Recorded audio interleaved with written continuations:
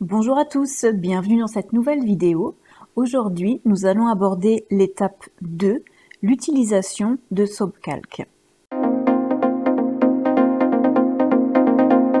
Nous nous retrouvons pour cette série de 4 vidéos concernant la saponification à froid ou comment faire vos propres savons maison. Précédemment, nous avons vu ce qu'est la saponification à froid, la composition des savons, le matériel nécessaire pour débuter et les mesures de sécurité à observer lors de la fabrication de savon. Vous retrouverez cette étape dans le petit i en haut à droite de votre écran. Aujourd'hui, nous allons aborder l'étape 2 concernant l'utilisation d'un calculateur, plus particulièrement de SoapCalc. Dans un premier temps, je vais vous présenter le logiciel. Ensuite, je vais vous montrer les réglages à effectuer sur le logiciel avant de composer votre recette. C'est ce qui sera déterminant concernant la qualité et les vertus que vous voulez attribuer à votre savon. Ensuite, nous verrons tout ce qui est personnalisation de votre recette avant impression. Alors, pourquoi utiliser un calculateur ? Le calculateur va vous permettre de connaître de manière précise les quantités d'eau et de soude caustique à prévoir pour la préparation de vos savons. Il va également vous donner une multitude d'informations concernant les pouvoirs hydratants, moussants ou de conservation des différents corps gras utilisés. Vous pouvez ainsi personnaliser des recettes que vous avez trouvées via différents médias ou même créer vos propres recettes. Dans tous les cas, il est fortement conseillé de calculer les quantités avant de vous attaquer à la préparation de votre pâte à savon, car par rapport à une recette déjà toute prête, vous avez peut-être envie d'un surgraissage différent ou de remplacer un corps gras par un autre ou encore ajouter un corps gras. Il faut donc calculer votre recette car en la personnalisant, vous l'avez modifiée. Et enfin, il est fortement recommandé de recalculer les quantités tout simplement par acquis de conscience. Car si vous avez trouvé une recette qui vous fait de l'œil dans un livre, dans un blog, dans une vidéo ou sur n'importe quel autre support, vous n'êtes pas à l'abri d'une faute de frappe ou de diction. L'erreur est humaine, ça peut arriver. Et comme nous travaillons avec de la soude caustique, pour éviter toute erreur de dosage, il faut recalculer la recette. C'est un réflexe à avoir, ça fait vraiment partie du package sécurité lorsque l'on fabrique ses propres savons.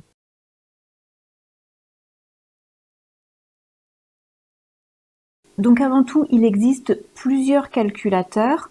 Quand j'ai commencé à faire des savons, je me suis intéressée à SoapCalc parce que c'est celui qui me paraissait le plus simple d'utilisation. Donc je n'ai utilisé que celui-ci. Donc on va vraiment aujourd'hui se concentrer sur SoapCalc. Donc pour accéder à SoapCalc, c'est très simple. Dans la barre de recherche Google, nous allons taper SoapCalc. Hop, nous allons aller ici dans Home. De toute façon, je vous mettrai le lien pour accéder directement à SoapCalc dans la barre d'infos. Voilà, donc là, la page d'accueil, moi je vais le mettre en français. Voilà. Et nous allons aller dans la calculatrice de recettes. Donc, voilà comment se présente, décidément Manucurie c'est très présent, voilà comment se présente SoapCalc.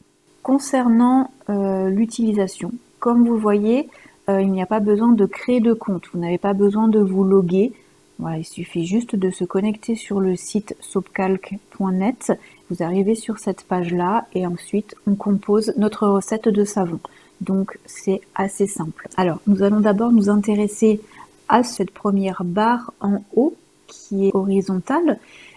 Ce sont les premiers réglages en fait à effectuer avant de composer la recette. De toute façon, SoapCalc vous guide, vous avez des petits numéros pour vraiment y aller étape par étape pour ne pas louper quelque chose.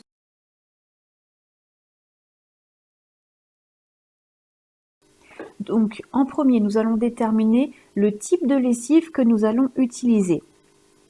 Alors nous, dans notre cas, ça va être de la soude caustique. Donc la soude caustique, c'est NaOH. Donc on laisse NaOH coché. KOH, c'est de la potasse. Je n'ai pas encore testé la potasse, donc on ne va pas l'utiliser. Nous là, c'est vraiment de la saponification à froid avec de la soude caustique. Donc on laisse NaOH coché. Ensuite, point numéro 2, concernant le poids des huiles, on va les prendre en grammes, hein, ça sera plus simple. Et je vais avoir besoin de 350 grammes d'huile. Alors, selon la taille des moules que vous allez utiliser, vous aurez besoin d'un poids d'huile différent. Après, pour vous donner une fourchette, en général, on vous donne, quand vous achetez des moules à savon, le poids fini des savons. La plupart du temps, les savons font entre 80 et 100 grammes. Donc pour un moule de 6 empreintes, la bonne quantité d'huile est entre 325 et 375 grammes d'huile. Après, c'est vraiment indicatif, ce que je vous donne, c'est à adapter, il faut tester et puis ça sera à vous à ajuster en ayant fait une première recette. Donc moi, par contre, ma bonne quantité, c'est 350 grammes pour 6 savons. Ensuite, concernant l'eau, nous on va choisir la concentration de lessive. Donc là c'est la concentration d'eau dans la soude. En général je mets 29%. Alors il y a des personnes qui mettent beaucoup moins d'eau, d'autres beaucoup plus. Je trouve que le juste milieu c'est 29%. Ça me permet de ne pas avoir une trace trop rapide, car ce qu'il faut savoir c'est que plus la concentration est importante, moins il y a d'eau dans le savon et donc plus la trace est rapide. Donc si vous voulez ajouter des poudres, ajouter des huiles essentielles, tout ça ce sont des éléments qui accélèrent la trace. Je vous conseille de mettre 29%. Et même si vous ne mettez rien du tout, si vous faites un savon vraiment tout ce qu'il y a de plus basique, je vous conseille quand même au début de mettre 29%. Ça va vous permettre de ne pas avoir une trace trop rapide et de pouvoir avoir le temps de verser votre pâte à savon dans les moules avant qu'elle ait commencé à durcir. Ça va vous permettre d'avoir des savons vraiment hyper lisses. Concernant le supergras et le surgraissage, tout simplement, donc le surgraissage, en règle générale, pour un savon hydratant, c'est entre 7 et 10%. Voilà, pour cette recette, nous, on va mettre combien? On va mettre 8% de surgraissage. La fragrance, alors la fragrance, ça ne change rien. Que vous ôtiez cette valeur, que vous la laissiez, ça ne change absolument rien. On n'y touche pas et ça ne change rien du tout à notre recette, à la composition de notre savon. Ça n'a aucun impact. Ensuite, concernant les qualités du savon, le petit 5. Alors là, si on choisit par exemple, on va choisir du beurre d'aloe. Non, j'ai dit du beurre d'aloe, voilà. Alors, concernant le beurre d'aloe, là, on va avoir une moyenne. Vous voyez, c'est ce qui s'affiche un peu plus haut dans le petit encadré vert dureté. Vous allez avoir les vertus que cette huile ou ce beurre sélectionné apporte à votre savon. Ça va vous permettre de composer votre recette. Donc vous voyez, le choix des beurres et des huiles est très important, donc vous avez vraiment de quoi faire. Hein. Si vous n'avez pas d'idée, rien qu'en regardant, en cherchant un petit peu sur toutes les propositions qui vous sont offertes, vous trouverez votre bonheur pour composer un savon plus ou moins original selon ce que vous voulez obtenir comme savon.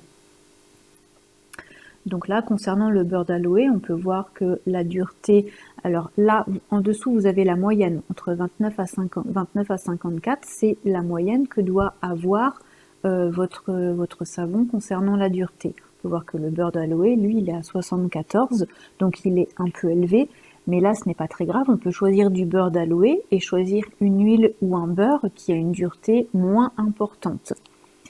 Et à la fin de notre recette, une fois que nous l'aurons composé, là dans tous, nous aurons la moyenne de la dureté pour le savon dans son entièreté. Et c'est ce qui comptera de toute façon à la fin pour avoir un savon de bonne qualité. Donc concernant la recette de ce jour, nous allons composer une recette pour faire des savons de Noël. Donc nous sommes mi-octobre, mais les savons ont besoin d'une cure de minimum 4 semaines avant d'être utilisés. Donc il faut quand même s'y prendre un peu en avance. Donc là, nous allons composer une recette de savon étoile de Noël qui serviront à garnir des coffrets cadeaux pour Noël. Donc, concernant notre recette, moi ce que j'aime bien faire, c'est commencer par les huiles ou les beurres solides qui ont besoin d'un bain-marie. Après, ça c'est une astuce d'organisation, vous en faites ce que vous voulez. Ensuite, alors ce que j'aime bien faire quand je compose ma recette, c'est passer le calculateur en anglais. Donc là, on va le passer en anglais. Alors j'aime bien le passer en anglais tout simplement parce que en anglais, les huiles et les beurres sont dans l'ordre alphabétique. Alors qu'en français, non, c'est juste la traduction de l'anglais, donc c'est pas du tout dans l'ordre alphabétique et du coup on peut passer un certain temps à chercher nos corps gras. Donc moi je préfère le passer en anglais et de toute façon c'est souvent les mêmes huiles et les mêmes beurres qui reviennent, donc si on a un doute sur une traduction, on va sur Google Translate ou DeepL et puis on a notre traduction assez facilement de toute façon. Donc, concernant notre recette, alors nous allons avoir besoin de beurre de karité. Donc le beurre de karité, c'est Shea Butter. Alors, il est là, le beurre de karité. Donc vous voyez, quand on double-clique dessus, le beurre de karité se met directement dans le premier ingrédient qui va composer notre recette. Et là, on peut choisir, soit nous voulons les quantités en pourcentage, soit nous les voulons en grammes. Moi, je vais laisser pourcentage. Donc, concernant le beurre de karité, je vais avoir besoin de 7% de beurre de karité. Ensuite, concernant le deuxième ingrédient que j'aurai besoin de faire fondre au bain-marie, ça va être de l'huile de noix de coco. Oui, parce qu'il fait froid maintenant, donc l'huile de noix de coco a figé. Donc, coconut butter, où est-elle? Alors, concernant l'huile de noix de coco, vous avez deux lignes concernant l'huile de noix de coco. Je ne sais pas pourquoi ils ont fait deux lignes. Les deux lignes ont la même vertu, ça ne change rien quand on fait la recette. Donc moi je sélectionne toujours celle-ci, la première. Et donc pour l'huile de noix de coco, nous aurons besoin de 30%. Après, nous sommes que sur des huiles liquides qui ne figent pas. On va prendre de l'huile de pépin de raisin. Elle est là, rapeseed oil. Et donc, nous allons avoir besoin de 14% d'huile de pépin de raisin. Ensuite, nous allons prendre de l'huile de ricin. Donc, l'huile de ricin, c'est l'huile de castor oil. Alors, castor oil, la voilà. Nous allons avoir besoin de 9% et de l'huile d'arachide. Alors, si vous avez un doute sur la traduction d'un des corps gras de votre recette, c'est très simple, on va sur Google Translate ou on va sur DeepL.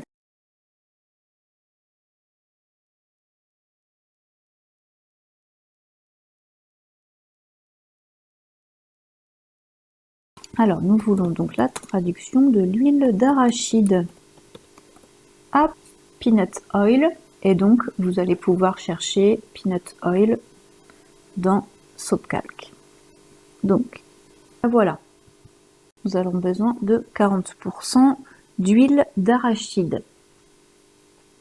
Alors, une fois que nous avons composé notre recette, donc là ça va assez vite, mais après si vous voulez composer votre propre recette, forcément ça prendra un peu plus de temps parce qu'il va falloir chercher les huiles et les beurres qui vont vous correspondre et qui composeront votre savon.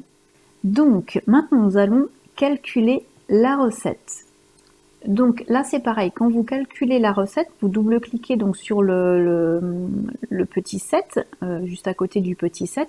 Si vos pourcentages ne sont pas bons ou vos poids ne sont pas bons, vous allez avoir un message d'erreur qui va s'afficher en haut vous disant qu'il vous manque tel pourcentage sur votre recette ou tel grammage sur votre recette. Par exemple, là si je mets 35% d'huile d'arachide et que je calcule ma recette, voilà, on me dit attention, il manque 5%.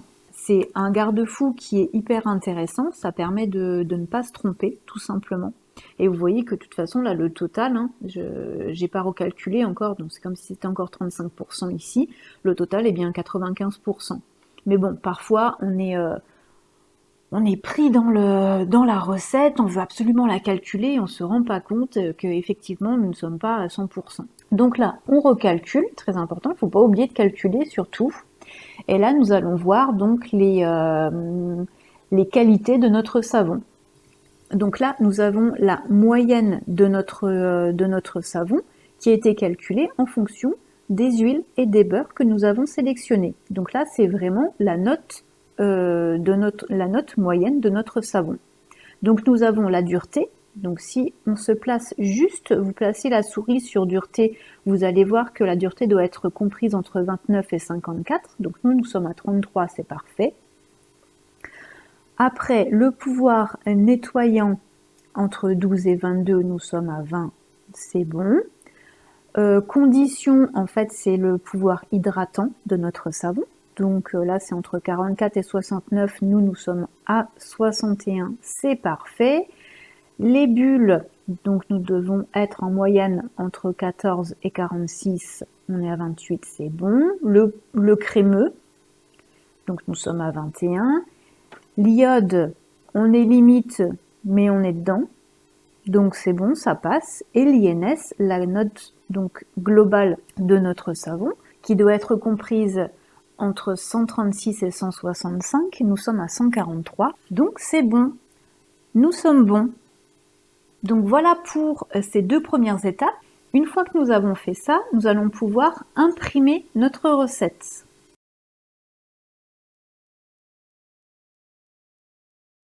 Donc là, SoapCalc va ouvrir un autre onglet et nous allons avoir un récapitulatif des éléments que nous avons sélectionnés juste avant. Donc on peut passer en français d'ailleurs, hein, ça, voilà. On va le passer en français, comme ça sera plus simple.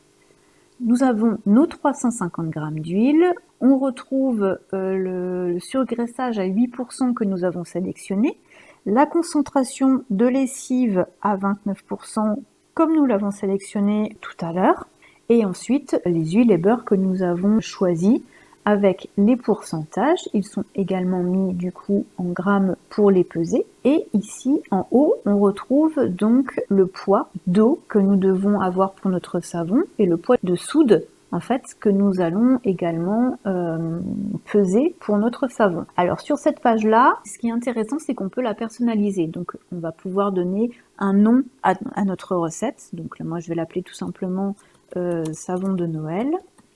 Au niveau des additifs, pour ce savon, je vais ajouter des poudres, de la poudre de riz, et je vais également ajouter de l'argile blanche.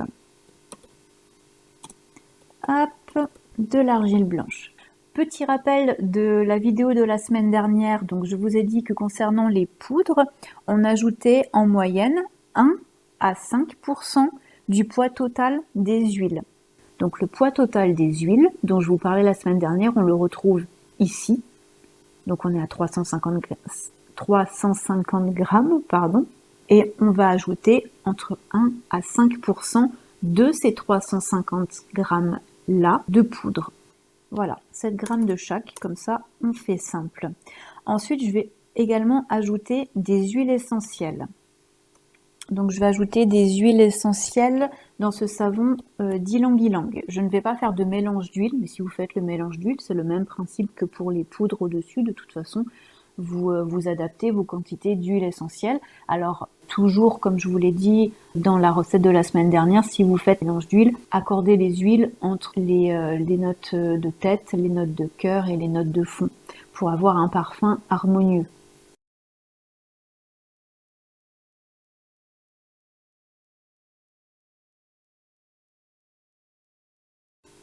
Donc concernant les huiles essentielles, donc vous pouvez mesurer avec une balance 7 ml, sinon vous avez des petits gouttes à gouttes sur les flacons d'huile essentielle. Et en moyenne, parce que les huiles essentielles sont plus ou moins visqueuses, 1 ml équivaut à 25 gouttes d'huile essentielle. Mais bon, on peut utiliser ce repère-là, ça ne va pas changer grand-chose à la concentration d'huile essentielle de votre savon. Et donc, nous avons besoin de 7 ml, donc 7 fois 25, on est à 175 gouttes. Et voilà, donc je vous retrouve tout de suite, nous allons imprimer notre recette.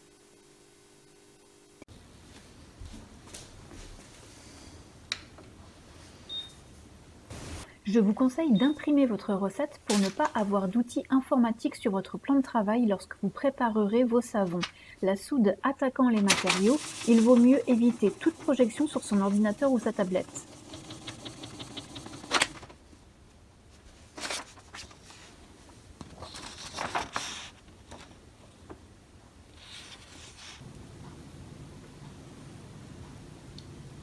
Dans mes recettes de savon, j'ajoute un peu de sucre qui a pour effet de booster la mousse. Concernant les quantités, on ajoute une cuillère à soupe, donc 15 g de sucre par kilo d'huile. Pour la recette que nous venons de calculer, une cuillère à café est donc suffisante.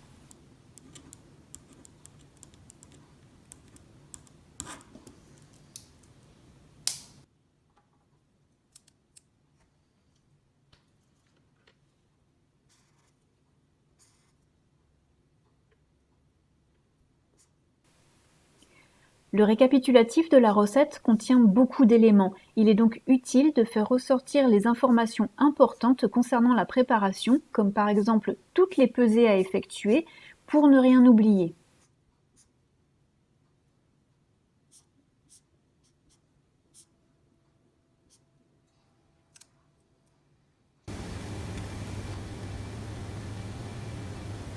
Et enfin, je plastifie ma recette pour la protéger des corps gras et la conserver plus longtemps.